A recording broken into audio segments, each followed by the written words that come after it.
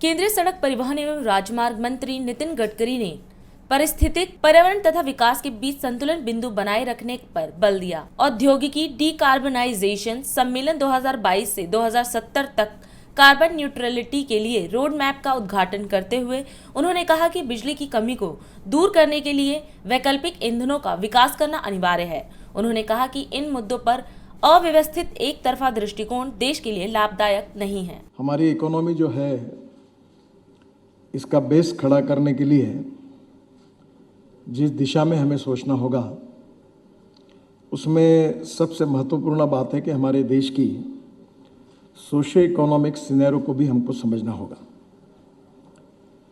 एक समय हमारी 80% पॉपुलेशन ग्रामीण भारत में रहती थी और अभी 25 से 30% माइग्रेशन हुआ है जो शहरों में आई है। और इसका सबसे कारण यही है कि imbalance between rural agriculture economy and urban economy. हमें स्वाभाविक रूप से हमने समझते हुए या न समझते हुए एग्रीकल्चर, रूरल और ट्राइबल इकोनॉमी को 47 के बाद निगलेक्ट किया गया और जिसके कारण हमारी समस्याएं और ज़्यादा जटिल बनी है। तो जल, जमीन, जंगल और जानवर ये हमारे रूरल इकोनॉमी के लिए 4 महत्वपूर्ण बातें हैं और उसी के आधार पर हमें काफ़ी कुछ सोचकर एक विजन के साथ काम करना होगा। Ethics, economy, ecology and environment, ये 3 बातें बहुत इम्पॉर्टेंट हैं। उसमें से इकोलॉजी एंड इन्वायरमेंट में, economy and ecology and environment में एक इक्विलिब्रियम भी मेंटेन करना होगा। एक्सेंट्रिक अप्रोच तैयार करके अगर हम एक जगह, एक दिशा से चले जाएंगे तो स्वाभाविक रूप से देश का बहुत नुकसान होगा। हमारा टारगेट बिल्कुल यही है कि डिकार्बनाइजेशन कैसे हो। प्रधानमंत्री जी ने भी ये टारगेट रखा है, पर इसका मतलब चलती हुई इंडस्ट्री को बंद कर देना ये उसका उपाय नहीं है। हमारा जीडीपी ग्रोथ बढ़ रहा है, पावर की रिक्वायरमेंट बढ़ रही है। अब हमारी पावर में मैं देख रहा हूँ कि आने वाले समय में पावर में हम थर्मल पावर को कर नहीं पा रहे क्योंकि कोई फाइनेंस नहीं करता। सोलर पावर हमारे बास्केट में 38% अभी है और हमारे देश में हाइड्रो प्रोजेक्ट जो है हमने इकोलॉजी और एनवायरनमेंट के इसमें फॉरेस्ट और एनजीओज ने केसेस डाल के बंद करके रखे हुए हैं। 50,000 मेगावाट की कैपेसिटी उसी हालत में है और आने वाले 2-3-4 साल में पावर शॉर्टेज शुरू हो गया है और पावर ही नहीं होगी तो ग्रोथ रेट कैसे बढ़ेगा, एम्प्लॉयमेंट कैसे खड़ी होगी, गरीबी कैसे दूर होगी, एक्सपोर्ट कैसे होगा, इंडस्ट्री कैसे चलेगी। तो सभी बातों को एक इक्विलिब्रियम उसका मेंटेन करके सोचना होगा। एक्सेंट्रिक अप्रोच में वन साइड अगर जाएंगे तो देश के लिए अच्छा नहीं होगा और इसलिए इकोलॉजी एंड इन्वायरमेंट के लिए हमारी कमिटमेंट स्वाभाविक भी है, कठोरता से उसका इम्प्लीमेंटेशन भी करना है और ड्यू कोर्स ऑफ टाइम हमें उसकी उपाय योजना ढूंढनी होगी। मैं वाटर पोल्यूशन और साउंड पोल्यूशन की बात नहीं करूंगा, एयर पोल्यूशन की बात करूंगा।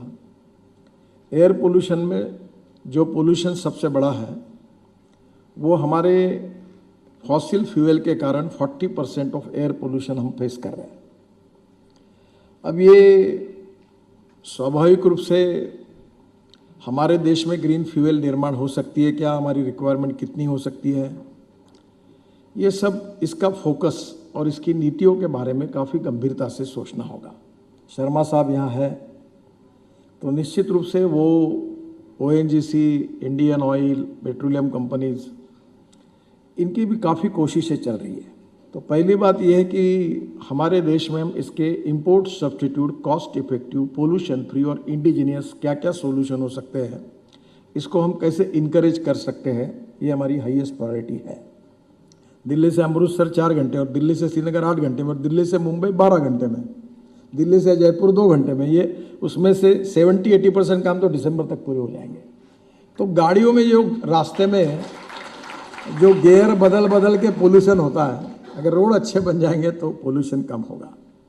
दूसरी एक बात है कि कंस्ट्रक्शन में प्री कास्ट को मैंडेटरी करना पड़ेगा दिल्ली में। मैंने केजरीवाल जी को भी बताया, ये स्टील सीमेंट का ट्रांसपोर्ट फिर उड़ते रहता है, तो हमको इसको प्री कास्ट को मैंडेटरी करना या उसको कुछ इंसेंटिवाइज करना।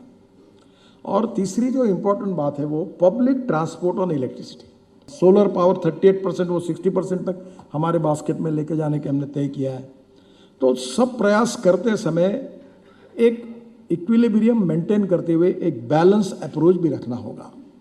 बैलेंस अप्रोच का मतलब मेरा कहना ये नहीं है कि पोल्यूशन को सपोर्ट कर रहा हूँ मैं। एक तरफ पोल्यूशन को कम करने के लिए पूरे उपाय गंभीरता से आगे ले जाने पड़ेंगे और इकोनॉमी को भी आगे ले जाना पड़ेगा। Between the line we need to find out the way out for that, and that is exactly the need of the country.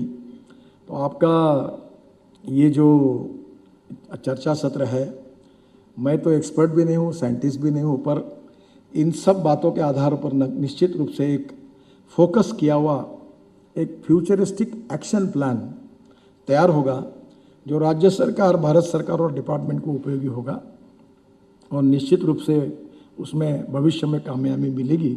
इस विश्वास के साथ मैं अपनी बात को समाप्त करता हूँ। धन्यवाद।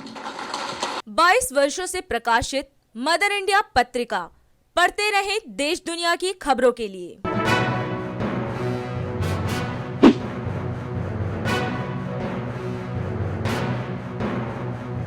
26वें वर्ष में आपके लोकप्रिय समाचार पत्र इंडिया दर्पण का प्रवेश। आप देखते रहें अपने क्षेत्र की खबरें।